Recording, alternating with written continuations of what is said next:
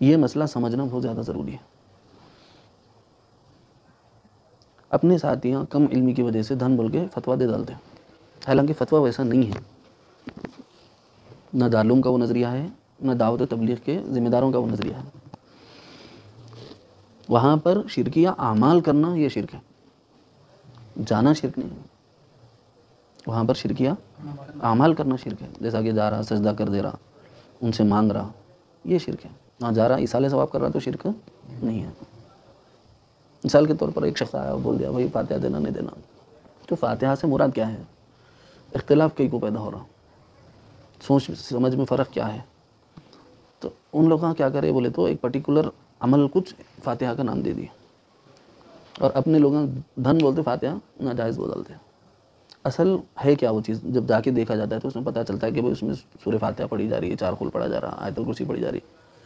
اگر اس کو تھوڑا مسئلہ الگ کر کے پوچھے تو اپنے ہی لوگ اس کو جائز بولتے. پھر مثال کے طور پر اگر میں آپ سے آ کے پوچھا 4 قل پڑھنا، سورہ فاتحہ پڑھنا، آیت الکرسی پڑھنا، یاسین پڑھنا جائز نہیں ہے، کیا جواب آئیں گا آپ کا؟ پھر ہم لوگ اب ان لوگوں کیا کرتے ہیں، ہم لوگ کیا کر رہے ہیں، بھگوت گیتا پڑھ رہے ہیں، کیا پوچھتے ہیں؟ بات سمجھنے کی ہے، خالی پھیر ہے سمجھ کا. انہوں ایک پرٹیکولر ٹائٹل دے لیے، وہ ٹائٹل سے انہوں نہیں ہٹ سک رہے، اس وجہ سے اپن ناجائز بول دے رہے.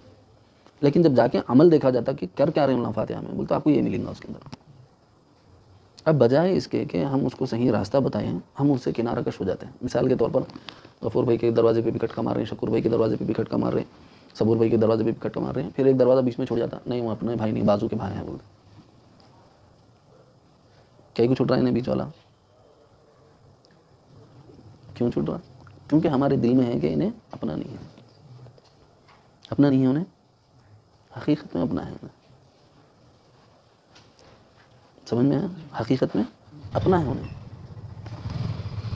اب یہاں مسئلہ غور طلب ہے کہ بہت سارے مسائل ایسے ہیں جس کے اندر بہت ساری باریکیاں ہیں، جس کو عام لوگ جانتے نہیں، خواہ مخواہ کے پھیلاتے رہتے ہیں.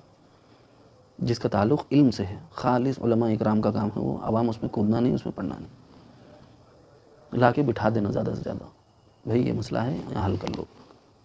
اگر آپسی نا اتفاقی اس کی بنیاد پر نہیں آنا اپنے اندر. اب بیعت کیا ہے؟ بہت سارا طبقہ ابھی بھی ایسا ہے کہ جو دعوت کے کام کے بعد بیعت ہو گئے بولے تو تم رستے سے بھٹک گئے بول کو بولتے. اب تم وہاں جا کے اگر بولے کسی کو کہ ہم بیعت ہو گئے بولے تو تم لوگوں سے بھی کٹف ہو جاتی تقریباً لوگوں کی. ہوتی نا، ہوتی ایمانداری کی بات. اب تم رات میں اس لیے نہیں ملوں گے، میں سمجھتا ہوں، میرا اندازہ ہے، ہو سکتا غلط بھی ہو، لیکن مزاج بن گیا ویسا. اپنے ہی بھائیاں کیا سمجھتے ہیں، اپنے رستے سے ہٹ گیا. حالانکہ رستے سے ہٹانے کے لیے نہیں، اس کو اور مضبوط کرنے کے واسطے یہ رستہ ہے.